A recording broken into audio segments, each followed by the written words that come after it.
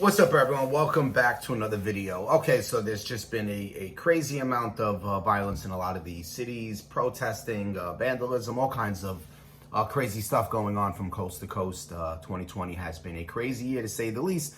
We have federal agents either deployed in parts of in Portland, Oregon, and now getting ready to enter into other cities here in the United States. Before I get into this, please like, comment, share, subscribe, hit the bell, and help me grow my channel. Okay, so Trump announced that he will be sending hundreds of federal agents into Chicago to help stop some of the violence that has been going on there in the south side of Chicago, which has become one of the most violent cities in the country, without a doubt. Some people liken it to what's going on in Iraq. They call it Chirac for a reason, and they say it is a complete war zone.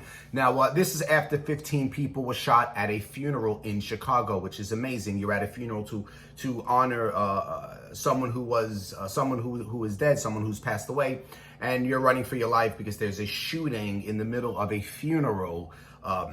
It is complete insanity to know that something like that can happen. At one of the most humbling experiences you can have is being at a funeral. And this is the reason why now Trump is sending the troops in. Now, he has made this claim before that he was going to send troops in, and he hasn't, but this is the last straw. He finally made the announcement. Now, the mayor there, Lightfoot, the Chicago mayor, who looks like the identical twin sister of Beetlejuice, has been trying to prevent him from coming in, saying we're not going to allow federal agents to come into our city.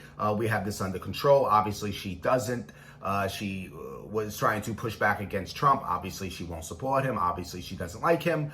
It is the typical Trump derangement syndrome. As always, he's offering to help out cities who live under a high level of violence. And the Democrats just won't allow it. These are Democrat cities. You just cannot allow Trump to step in and help. But they did have a phone conversation, according to a spokesperson from the mayor's office. The mayor of Chicago and Trump did have a brief conversation over the phone, and spoke about the role the federal government will play. According to the spokesperson, Trump got the message that his team entering Chicago are only there to help out in investigations and stuff of that nature, just to assist the police and no more. I have a feeling that's not going to be the case. They're going to take a more proactive approach in trying to stop the violence going on in the city. Trump is also getting ready to send federal agents into New York City. Hopefully he does. Into Philly, into Detroit, into Baltimore, into all the high crime areas, which he should. If these Democratic mayors and governors will not get their cities, their states under control, the federal government is going to have to. Now, some are saying, oh, this is because there's an election right around the corner. He's trying to win hearts and minds so he can win the election. Probably so. I'm not going to disagree with that. That is called politics. That is exactly what everyone does. You would have to look at the mayors and governors of these states and cities and wonder, why aren't they doing the same thing? Do they just assume that they have their election in the bag and they don't really need to stop the violence in the community? Why won't they help? Why are you opposing Trump stepping in and helping? These cities and these neighborhoods that are ravaged by gun violence will probably appreciate the federal government and Trump coming in and helping them and stopping violence in their community. Maybe they can go a couple days without a shooting, save somebody's life. It could be your life, my life. It could be a child's life. Here in New York City, here in Brooklyn, there was a 1-year-old who was shot and killed this month, sitting in a stroller outside of a park, having a cookout with the family.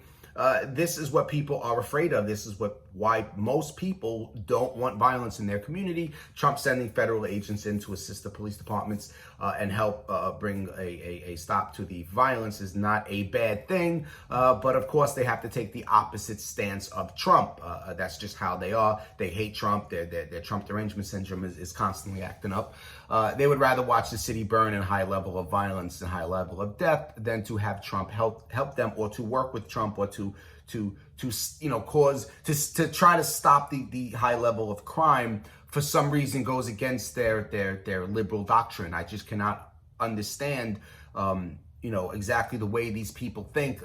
They would rather be against the police. They would rather the police not do their job, and they would rather total anarchy and the people on the streets to pretty much do what they want to do break the law and that's it. They rather that than to stand up for law and order, because by standing up to law and order, it translates into being a Republican, or being a Trump supporter, or being too far to the right and not progressive enough.